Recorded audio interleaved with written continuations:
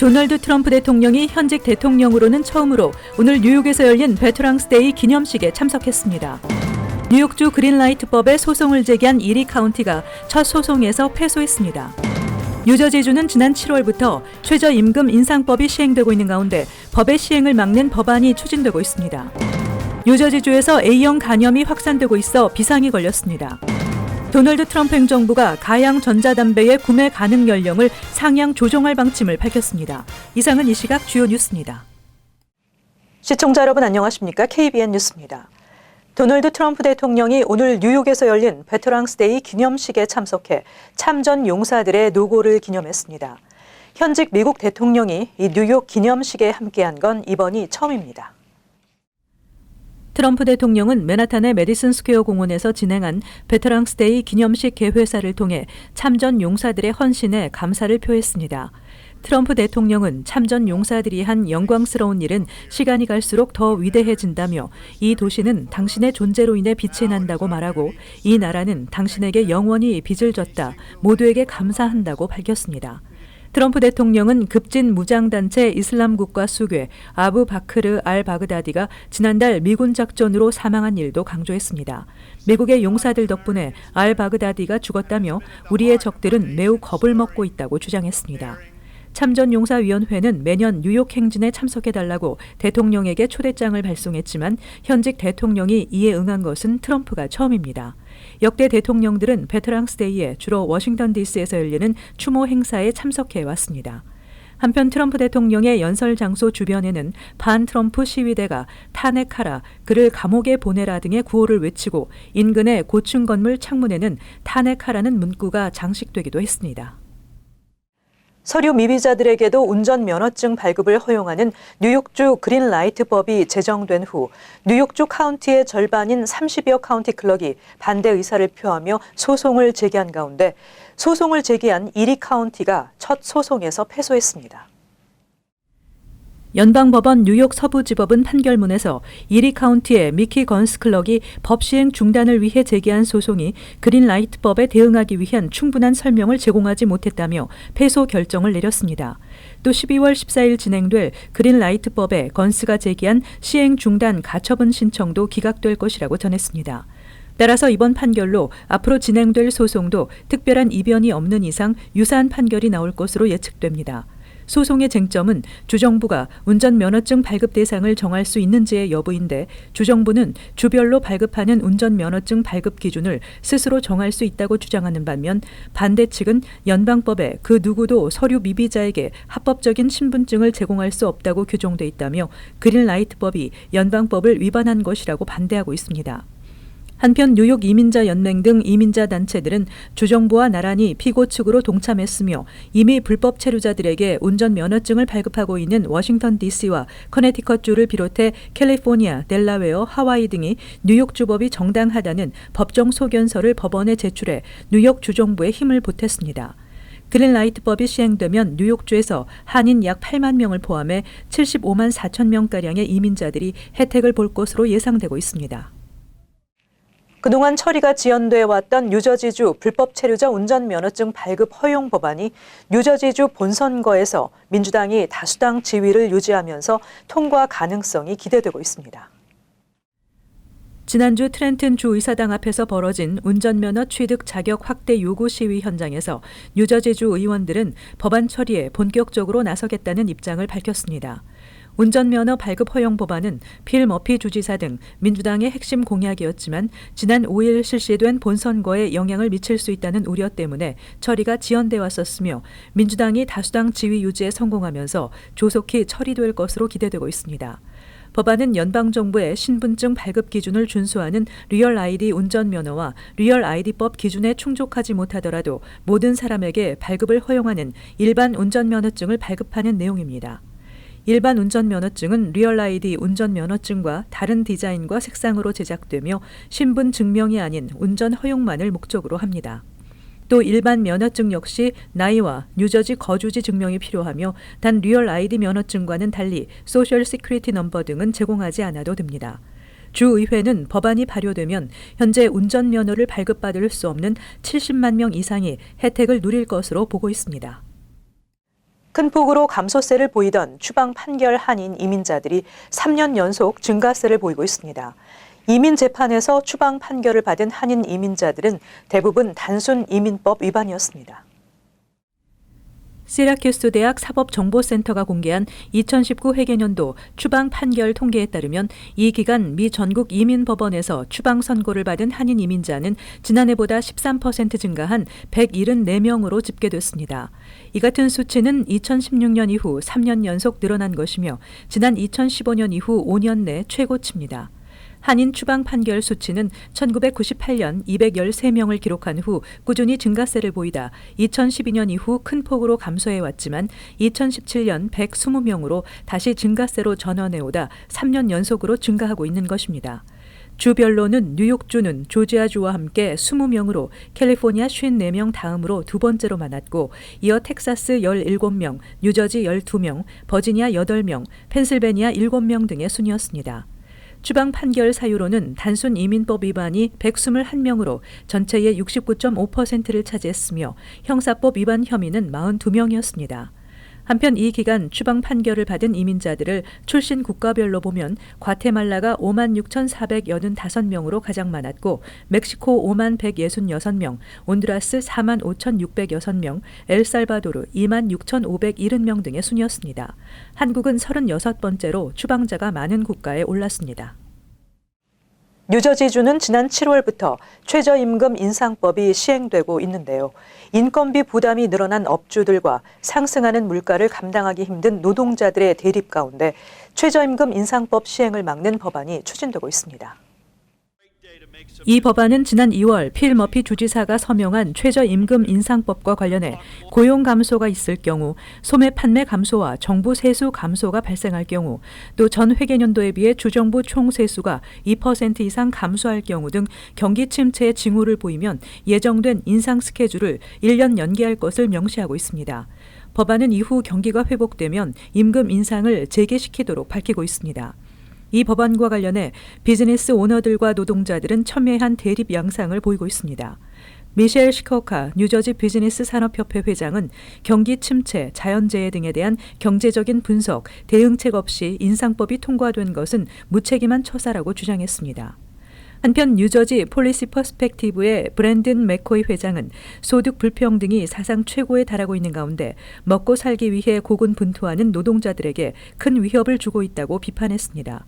한인사회도 업주와 노동자의 입장으로 의견이 엇갈리고 있습니다.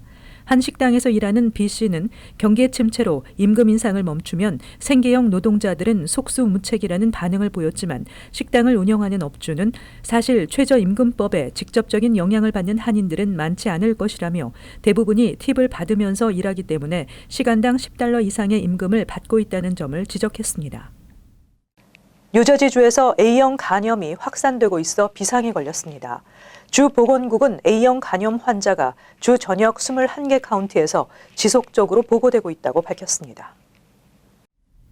뉴저지주 보건국은 서머빌에 위치한 샤브라이트 슈퍼마켓 내 델리에서 음식을 다루는 직원들은 물론 이들과 접촉한 사람들에게서 A형 간염 증세가 발견되면서 주목을 받았던 것이 이제는 주 전체로 확대되고 있다고 밝혔습니다. 주 보건국은 지난 10월 13일부터 30일 사이 이 슈퍼마켓 델리에서 구입한 음식은 모두 버릴 것을 권고했습니다. A형 간염 사태가 일어난 뒤 사망자는 지금까지 6명으로 확인됐습니다. 주 보건국에 따르면 현재까지 A형 간염 확진 판정을 받은 주민은 캠든 카운티에서만 139명이었으며 글라우체스터 카운티 62명, 멀서 카운티 49명, 패세이 카운티 42명, 그리고 버겐 카운티 36명이었습니다.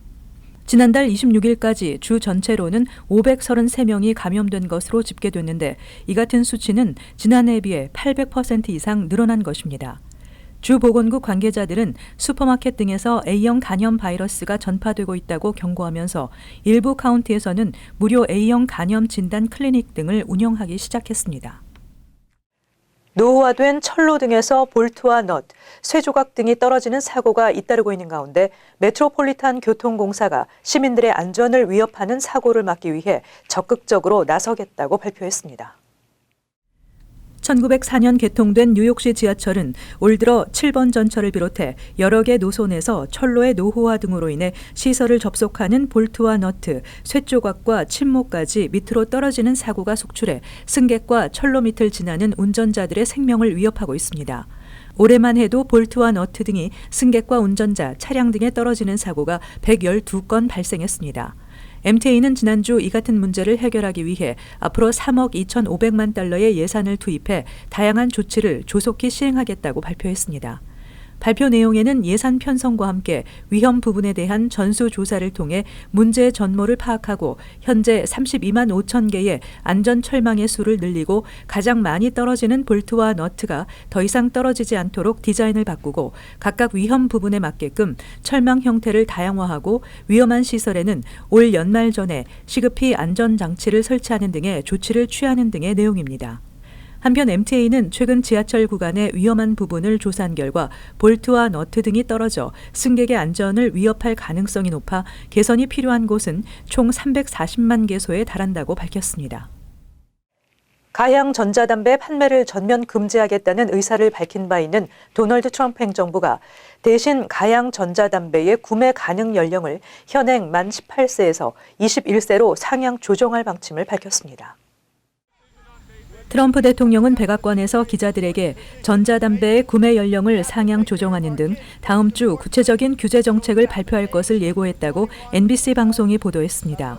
그러나 이 같은 발표가 청소년들에게 심각한 영향을 미치고 있는 가양 전자담배의 판매를 전면 금지하겠다는 당초 입장에서는 후퇴한 것으로 일부 매체들은 트럼프 행정부가 업계의 로비 속에 후퇴한 것으로 보인다고 지적했습니다. 한편 연방질병통제예방센터 CDC는 최근 전국에서 폐 질환을 유발하고 있는 가양 전자담배의 유해 물질 원인이 비타민 E라고 밝혔습니다.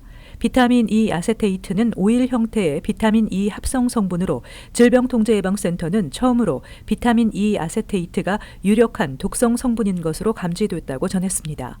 CDC는 연구원들이 미국 10개 주의 폐질환 환자 29명의 폐 성분에서 모두 비타민 E 아세테이트가 검출됐다고 설명했습니다.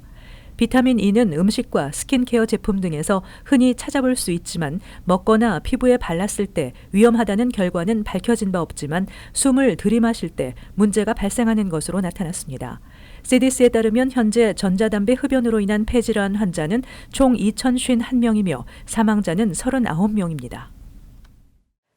여론조사 결과 민주당 경선 레이스에 뒤늦게 뛰어든 마이클 블룸버그 전 뉴욕시장이 민주당 대선 주자들 가운데 6위, 비호감도 1위로 조사됐습니다.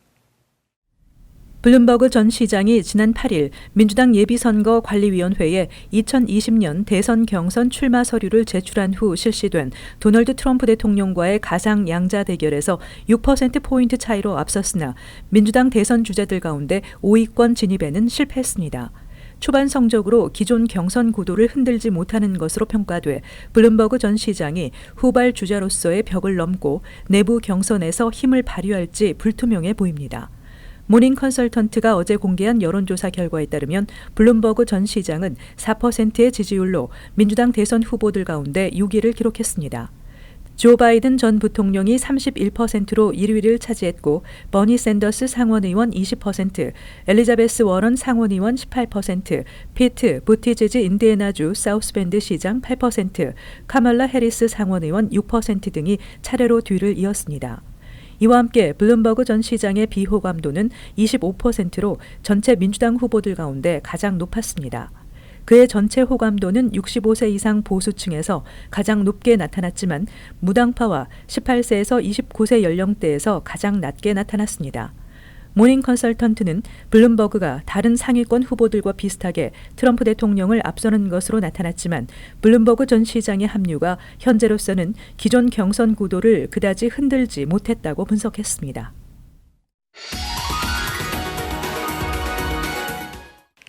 이어서 LA 지역 한인사회 소식입니다. 한인타운을 비롯해 LA 곳곳이 갱단과 청소년들의 불법 낙서로 인해 골치를 앓고 있는 가운데 올해에만 낙서 민원은 총 110만여 건에 달합니다.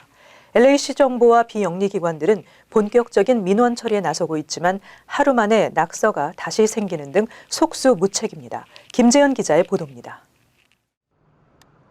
LA 한인타운의 한 리커스토어. 벽면에 그려진 유명 한인 래퍼의 벽화가 온통 낙서로 도배됐습니다. 그동안 이 벽화를 보기 위해 많은 관광객들의 발길이 이어지기도 했는데 매번 훼손되고 있습니다. The first time was just some kids just messing around. But fortunately at the time I contacted Joseph again and then he actually repaired it. But this time the damage is so severe that it can't be fixed. So eventually we just have to paint over it. 현재 LA 시내 이 같은 낙서를 지워달라는 민원은 빗발치고 있습니다. 올해에만 LA시 민원 서비스 기관 MyLA 311로 접수된 신고는 110만여 건. 이들 낙서는 라이벌 갱단 간의 전쟁을 부르기도 합니다. 여기 보이는 것처럼 일부 낙서는 갱단들의 영역 다툼으로 강도나 총격 등 각종 범죄로도 이어질 수 있어 주민들의 불안감은 커지고 있습니다. 한 달에 약 한 500에서 600건 그 케이스가 들어오고요. 그래서 한 달에 저희 크루가 주 7일 나가거든요. 뭐 갱 태그나 아니면 조금 이제 뭐 offensive한 랭귀지나 뭐 이런 경우에는 저희가 좀 빨리 처리하려고 하거든요. 한인타운 내 낙서 민원을 전담에 맡고 있는 비영리 단체들도 낙서 제거에 적극적으로 나서고 있습니다. My area is from Wilshire south to Olympic, and that's pretty much all MS territory.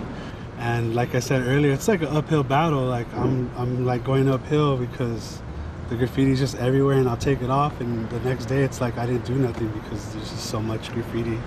하지만 조치는 그때뿐입니다.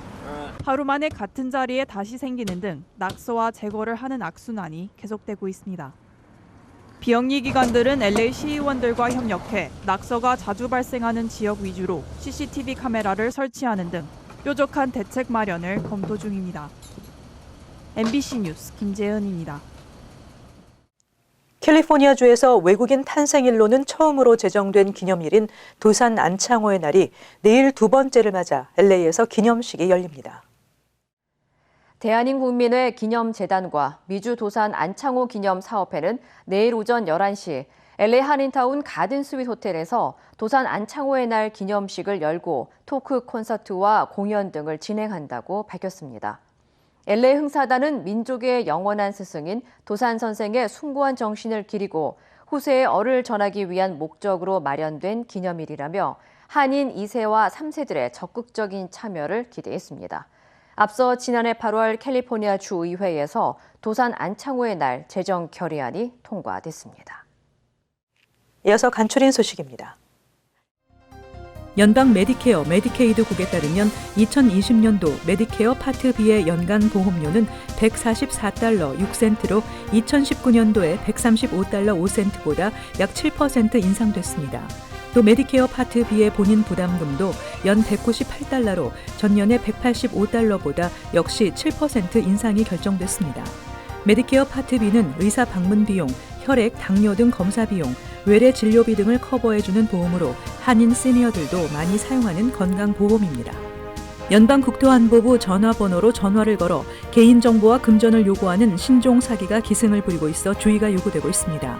사기범들은 DHS 전화번호 콜러 아이디로 전화를 걸어 이민당국을 사칭하며 신분 도용 피해 확인을 위해 개인정보를 달라고 요구하고 있습니다. 당국은 절대로 개인에게 개인정보를 전화로 요구하지 않는다며 사기범들에게 정보를 넘기지 말아야 한다고 당부하며 피해자들은 DHS 핫라인으로 신고해 줄 것을 당부했습니다. 전 세계적으로 인기를 끌고 있는 K-팝을 주제로 하는 뮤지컬 K-팝이 맨하탄 브로드웨이 무대를 목표로 제작에 들어간다고 브로드웨이 전문 매체인 플레이빌이 보도했습니다. 조만간 공개 캐스팅이 진행되며 대부분의 배우는 아시아계로 구성될 예정입니다. 뮤지컬 K-팝은 한국의 대형 기획사가 K-팝 가수를 훈련시켜 미국 시장에 진출시키는 과정을 그린 작품입니다. 연말을 앞두고 뉴저지 에디슨과 우드브리지 그리고 메터찬의 UPS사에서 자가용을 가진 운전자를 모집합니다. 경력에 따라 시간당 21불에서 23불 사이의 임금과 지역에 따른 마일당 수당을 받게 됩니다.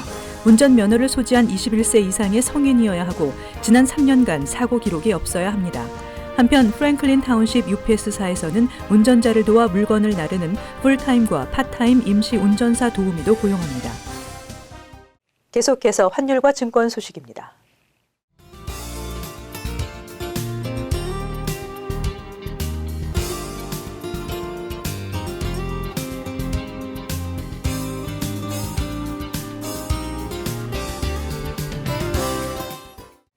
끝으로 날씨 전해드립니다.